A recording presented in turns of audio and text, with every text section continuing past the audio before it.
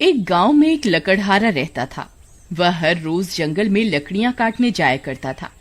रोज की तरह वह जंगल में लकड़ियां काट रहा होता है, तभी शाम हो जाती है। अरे ये क्या, आज तो समय का पता ही नहीं चला।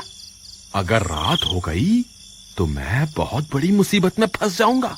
फिर वह घर की ओर वापस लौटने लगता है, तभी जोर जोर की बारिश होने लगती है। अरे ये क्या, ये अचानक से बारिश कैसे होने लग गई। थोड़ी देर उस पेड़ के नीचे रुक जाता हूँ। वह जल्दी से उस पेड़ के नीचे जाकर खड़ा हो जाता है। तभी उसे अजीब अजीब सी आवाजें सुनाई देती हैं। अरे ये कैसी आवाजें हैं। हे भगवान, मुझे लगता है आज मैं बहुत बड़ी मुसीबत में फंसने वाला हूँ। तभी बारिश रुक जाती है और वापस वह अपने गांव की तरफ चल देता है। तभी उसे महसूस होता है कि कोई उसका पीछा कर रहा है। वह बार बार मुड़ मुड़ के देखता है, लेकिन उसे पीछे कोई दिखाई नहीं देता। फिर वह आगे की ओर चल देता है। तभी पीछे से कोई उसका नाम पुकारता है, बिरजू, बिरजू, कहाँ जा रहे हो? बिरजू, बिरजू। वह बहुत डर जाता है। वह फिर से पलटकर देखता है, लेकिन वहां कोई नहीं होता।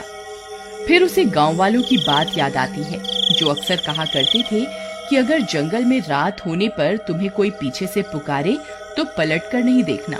हे भगवान, आज तो मैं बहुत बुरा फंस गया।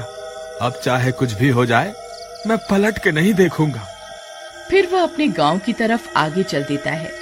तभी अचानक से एक चुड़ैल बिरजू का पीछा करने लगती है।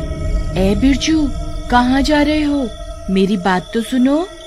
बिरजू। बिरजू बहुत डर जाता है। अरे अब क्या करूं? जी आप कौन हैं? जरा अपना नाम तो बताइए। मैं प्रेमलता हूँ।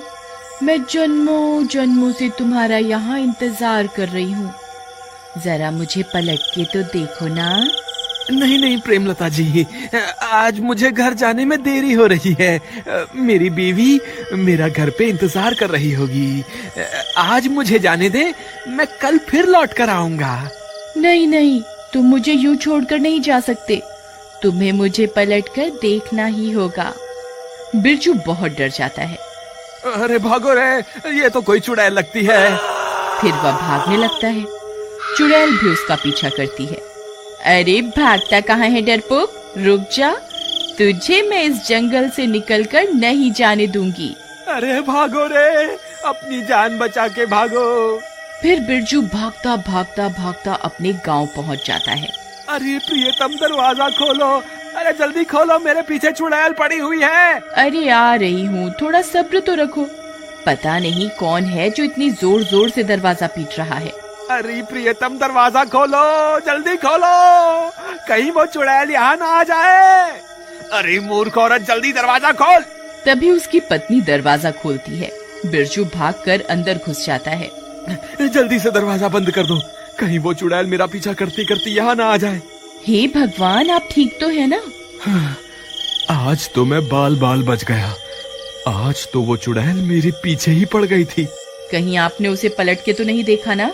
नहीं नहीं, मुझे पता था कि अगर जंगल में कोई स्त्री तुम्हें पीछे से पुकारे तो उसे पलट के नहीं देखना है। लेकिन आपको तो लकड़ी काटने रोज जंगल जाना ही पड़ता है। अब आप कल क्या करेंगे? अगर आप लकड़ियां काट कर नहीं लाएंगे तो शहर में जाकर बेचेंगे क्या? मुझे लगता है इस चुड़ैल की वजह से तो हमारी रोजी रोटी ही छिन जाएगी। तुम घबराओ मत, ऐसा कुछ नहीं होगा। मैं इस चुड़ैल के डर से जंगल से लकड़ियां लाना नहीं छोड़ूंगा। लेकिन इस चुड़ैल ने कल फिर आपके ऊपर हमला कर दिया तो फिर आप क्या करेंगे? तुम घबराओ मत, मेरे पास एक तरकीब है। तुम अब जाकर सो जाओ, रात बहुत हो गई है। फिर उसकी बीवी कमरे में सोने चली जाती है। अगला दिन होने पर बिरजू फिर से जंगल में लकड़ी काटने जाता है।